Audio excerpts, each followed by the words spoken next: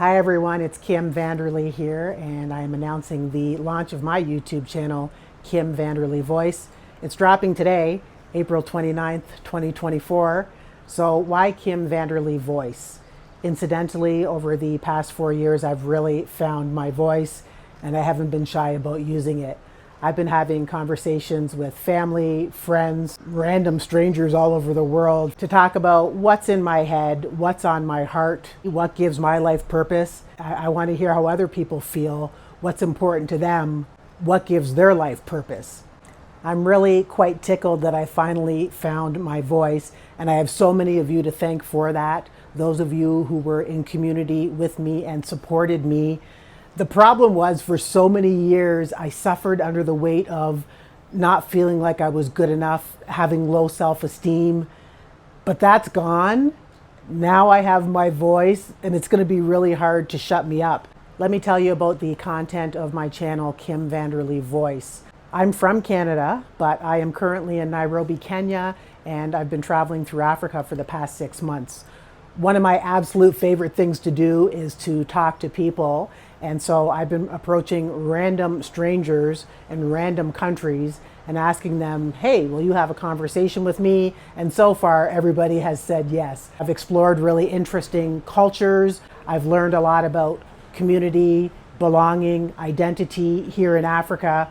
There's some really cool content on my channel right now. I've met and interviewed more people than I can count, and they've relayed the most interesting life stories to me. And there's been a theme with a lot of people I've spoken to, and it's been a theme of struggle, resilience, the most industrious people. And I'm talking about people who struggle to have their basic needs met. To give you an idea of some of the conversations I've had while I've been in Africa, I've spoken to members of the Maasai tribe. I've met with lots of different fishermen in different countries. I've been in, I would say, more than 10 slums in 5 different countries, talking to people who live in slums about their lives, what animates their lives, what their day-to-day struggles are.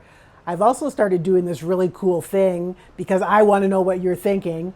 I was at Pearson Airport in Toronto, and I had a 25-minute conversation with a 68-year-old first-generation Canadian, and this gentleman was Persian-born. And so I asked him about his life legacy and his immigration to Canada.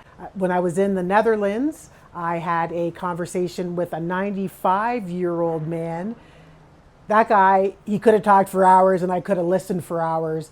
And he told me about his experiences during the Second Great War. He gave me so much history about the Netherlands. Has it ever been an eye-opener? And I want to share that with you. I've been able to create this really beautiful alchemy in my conversations with people. When I'm able to be fully present and give the other person my full attention and reflect back to them that their voice matters and they have value, I get to be witness to a person finding their own voice, sharing their own truths, and ultimately teaching. It's been one of the greatest joys of my life to go around and talk to people and watch people come alive. I will give my backstory to those of you who do not know me. I was born in Toronto, Ontario, Canada, and I spent my entire life in Canada. I was a practicing criminal lawyer for 13 years, and previous to that, I was a police officer in the Royal Canadian Mounted Police for 7 years. May 25th, 2020 changed my life. George Floyd was killed by Minneapolis police officers. So as a Black person living in the West, I will say, and I recognize this especially since traveling through Africa, that race has so much weight in the West. I felt compelled to do something different. I was called to a greater adventure. At the time, I didn't know what it was. I came to find out that I was getting a really, really strong call to come to Africa. What that call looked like for me was I closed my law practice, I sold my house, and I jumped on a plane and I flew to Africa. I landed in Africa on November 2nd, 2023. The air quote call to come to Africa made a lot of sense for me as a Black person raised in the West. I felt the need to come and explore my Black identity and Black culture. Now, as a person from the West who had never been to Africa, I had a certain image in my mind of what I would find. And it was based on media reporting, maybe propaganda. So many friends and family were concerned that I was going to be traveling through Africa, whether or not I was going to be safe.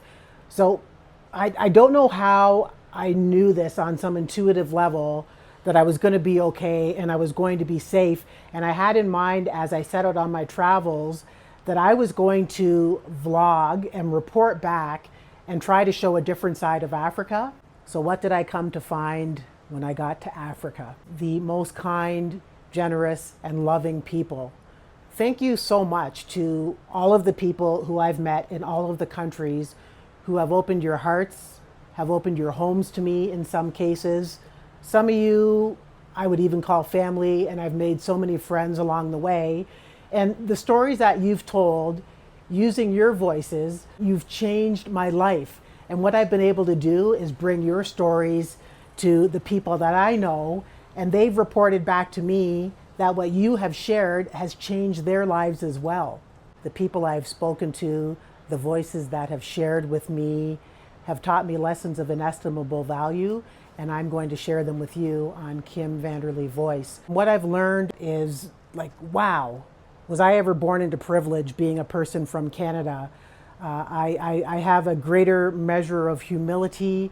I've learned more about gratitude, appreciation, and I have more compassion and understanding for other human beings.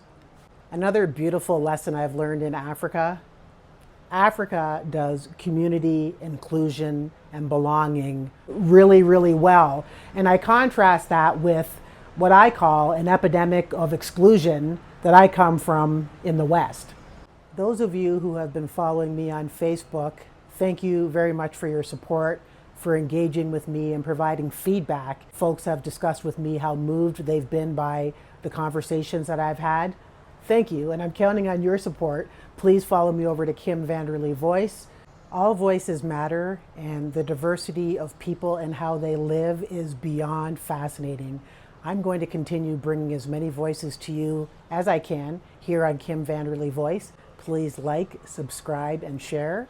And I want to hear your voice. I want to hear if you love my content. I want to hear if there's something you think I can do better. I'll be dropping new content every week. Thanks again. A hearty thank you from me to all of you for your support.